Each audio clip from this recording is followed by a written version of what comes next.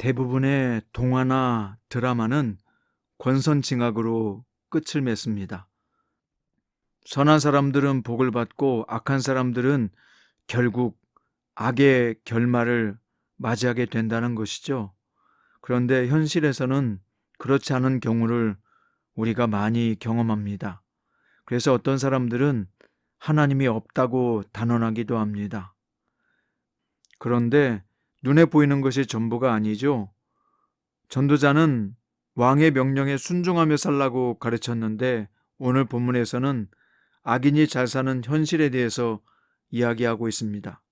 이런 모호한 세상에서 자신의 주장과 생각을 앞세우지 말고 왕의 권위를 인정하고 왕의 명령을 따르는 신하가 지혜로운 신하이듯 전도자는 하나님의 주권을 인정하며 하나님께 속한 영역을 침범하지 말고 사람에게 주어진 영역에 집중하며 살라고 가르쳐주고 있습니다. 오늘 본문은 전도서 8장 9절부터 17절이고요. 그 중에서 14절부터 17절까지 읽겠습니다. 세상에서 행해지는 헛된 일이 있나니 곧 악인들의 행위에 따라 벌을 받는 의인들도 있고 의인들의 행위에 따라 상을 받는 악인들도 있다는 것이라. 내가 이르노니 이것도 헛되도다. 이에 내가 희락을 찬양하노니 이는 사람이 먹고 마시고 즐거워하는 것보다 더 나은 것이 헤아리는 없음이라. 하나님이 사람을 헤아리에서 살게 하신 날 동안 수고하는 일 중에 그러한 일이 그와 함께 있을 것이니라. 내가 마음을 다하여 지혜를 알고자 하며 세상에서 행해지는 일을 보았는데 밤낮으로 자지 못하는 자도 있도다. 또 내가 하나님의 모든 행사를 살펴보니 헤아려서 행해지는 일을 사람이 능히 알아낼 수 없도다. 사람이 아무리 애써 알아보려고 할지라도 능히 알지 못하나니 비록 지혜자가 아노라 할지라도 능히 알아내지 못하리로다. 아멘. 오늘 말씀의 제목은 삶의 모함 속에서 살아내기입니다. 전도자는 하나님이 사람을 주장하여 해롭게 하는 때를 이야기하면서요, 악한 왕이 등장하거나 나라의 관리가 백성을 수탈하는 경우가 이에 해당하다고 말합니다. 그런 악행은 시간이 지나서라도 단죄가 이루어져야 할 텐데 실제로는요, 사람들이 모두 그 악행을 잊어버리고 하나님도 그런 악행을 즉시 징벌하지 않으셔서 악한 자들이 꺼리낌 없이 악행을 계속한다는 것입니다. 전도자는 하나님이 악인들에게 왜 이렇게 하시는지 답을 제시하지 않습니다. 물론 궁극적인 심판인 죽음이 그들을 기다리고 있고 하나님의 때에 각 사람에게 합당한 심판이 실행될 것을 우리는 알고 있습니다. 하지만 우리가 원하는 때에 악인이 징벌을 받지 않는다는 사실을 인정하고 받아들일 줄 아는 사람이 되어야겠습니다. 자, 이어서 12절부터 14절까지는요, 하나님이 선과 악을 심판하시리라는 것을 전도자가 의심하는 것은 아닙니다. 전도자는 분명 하나님을 경외하는 자들은 잘 되고 악인은 장수하지 못하고 그날이 그림자와 같다, 즉 살아있다 하더라도 죽은 것이나 다름없는 시간을 보내게 될 것이라고 말합니다. 이것은 진리지요. 그런데 현실은 어떻습니까? 이 진리가 실현되지 않는 것 같습니다. 심지어는요, 의인이 악인의 징벌을 받기도 하고 악인이 의인의 상을 받는 일마저 발생한다는 것입니다. 그런데 전도자는 이것을 보고 헛되다 탄식하면서도 하나님을 원망하지는 않습니다. 세상에서 실제로 일어나는 모든 일을 우리가 다 이해할 수 없다는 사실을 인정하고 있기 때문입니다. 마치 왕과 의견이 다른 신하가 왕의 명령에 순종하기로 선택해야 한다고 2절에서 가르쳤던 것처럼 전도자는 자신은 깨달을 수 없는 하나님의 영역이 있음을 인정하고 믿음으로 받아들인 것입니다. 자, 그리고 15절부터 17절에서는요, 사람에게 허락된 영역이 있음을 알려주고 있는데요.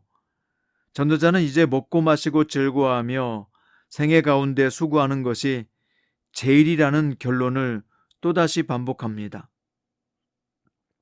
이것은 2장 24절, 3장 13절, 5장 18절, 9장 7절에서 반복되는 것인데 여기에 다시 반복하고 있는 것입니다.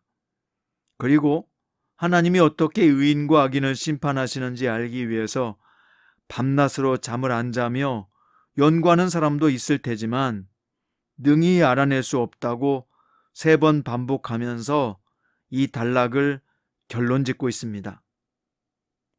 사랑하는 성장 큐티 가족 여러분, 선한 사람이 고통받고 악한 사람이 형통한 이 모순된 세상에서 우리 성도들은 어떻게 살아야 될까요?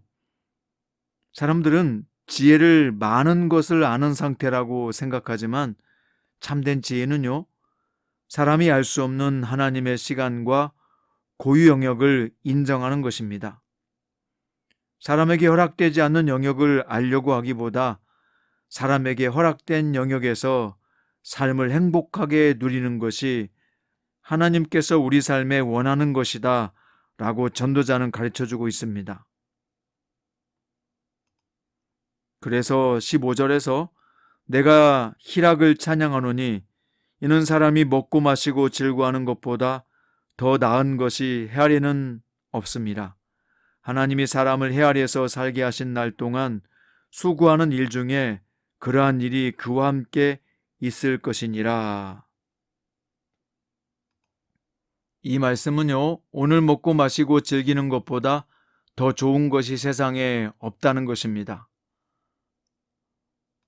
그런데 이 말씀이 정말 복잡한 세상사에 신경 쓰지 말고 그저 즐기라는 말일까요?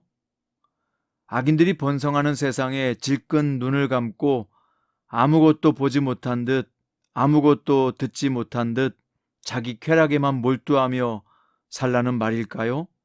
절대로 그렇지 않습니다. 이 구절은요, 싸움에 지친 인생들을 격려하기 위해서 쓴 것입니다. 악인들이 번성한다고 해서 너무 지나치게 화를 내지 말라. 조급증에 사로잡히면 스스로 마음의 평정을 잃고 비틀거리게 되고 급기야는 자기 파멸에 이를 수 있다는 것입니다. 우리가 잘 싸우기 위해서는 자기 내면이 피폐해지지 않도록 잘 돌봐야 된다는 것이죠. 지금 우리에게 주어져 있는 삶의 나날이 하나님의 선물임을 잊지 말라는 것입니다. 그래서요, 지금 먹고 마시고 즐겁게 사는 것을 하나님의 선물로 받아들일 수 있어야 합니다. 어떻게 사는 것이 하나님의 뜻을 이루는 길일까요? 하나님의 선물에 기뻐하는 삶을 살아내는 것입니다. 하나님의 일을 온전히 이해할 수 있는 사람은 없습니다. 그래서 인생은 모호하게 이를 데 없지요. 악인들이 벌을 받고 선인들이 복을 받아야 한다는 우리의 상식은 자꾸만 무너집니다. 이런 일이 반복되면 허무주의에 빠질 수도 있는데요. 그런데 중요한 것은 지금에 집중하며 살라는 것입니다. 하나님이 하시는 일을 우리가 다 이해할 수는 없지만 인생은 모호하게 이를 데 없지만 전도서의 기자는 그 모호한 생에 사로잡혀서 울퉁불퉁 거리지 말고 하나님의 선물로 주신 지금을 한껏 살아내라고 가르치고 있는 것입니다. 우울한 생각에 사로잡히지 말고 주저없이 행복을 누리라는 것이죠. 영원의 빛 가운데서 지금을 바라보라는 것입니다. 오늘은 하나님의 선물입니다. 오늘을 살아가는 나의 모습을 보면 우리 인생 전체가 보이는 법입니다. 오늘 우리에게 베푸시는 주님의 은총 속에서 오늘 또 기뻐하면서 감사하면서 이 모호한 세상을 아름답게 살아낼 수 있기를 주님의 이름으로 축원드립니다. 기도드립니다. 사랑하는 주님, 우리가 다 알 수 없음을 고백합니다. 왜 악인이 형통한지, 의인이 고통을 당하는지 우리는 다 알 수 없고 하나님의 뜻을 헤아릴 수 없습니다.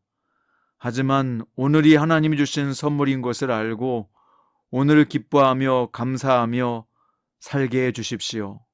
이해할 수 없는 하나님의 뜻에 대해서 너무 깊이 고민하며 살지 않게 하시고 하나님의 섭리와 인도하심을 믿고 오늘 우리가 살아내야 될 이 삶의 현장에서 하나님 안에서 삶을 기뻐하고 즐거워하는 행복한 성도로 살게 해 주십시오. 사랑이 많으신 예수님의 이름으로 기도드립니다.